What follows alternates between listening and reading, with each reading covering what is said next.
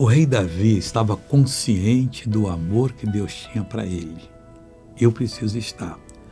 O amor que Deus tem para nós, talvez não é o que nós queiramos, não.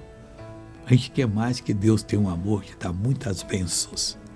Eu acho que se você pegar 100 pessoas que dizem servir a Deus, 99 quer prosperar, quer ficar rica.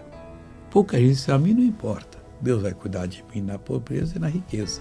Deus vai me conduzir aos pastos verdejantes. Ele é o bom pastor. O salmista que escreveu o Salmo 139 é o rei Davi.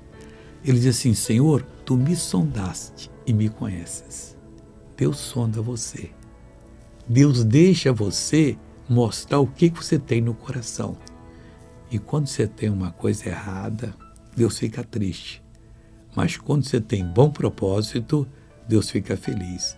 Quando Ele conhece você, Ele sabe que você pode receber uma grande obra que você vai cumprir. Estou com chikungunya faz mais de 3 meses. Eu estava aqui, não aguentava nem chegar aqui. Como é que você estava andando com esse chikungunya? Com a sombrinha me segurando e andando assim, mancando. E não podia fazer nada, nem dobrar as pernas. Eu cheguei aqui que nem... Agora já pode dobrar? Anda normal agora, mãe. Jesus merece a salva de palmas, né? Eu não aguentava nem levantar os pés. Agora pode marchar. Andando assim, ó. E agora? Oxi, olha aí. Oxi, vai lá, filha de Deus. Vamos agora orar. Pai, em nome de Jesus, eu tenho certeza que o Senhor vai abençoar. Toca nessa vida, liberta essa pessoa para a tua glória. Em nome de Jesus. Amém.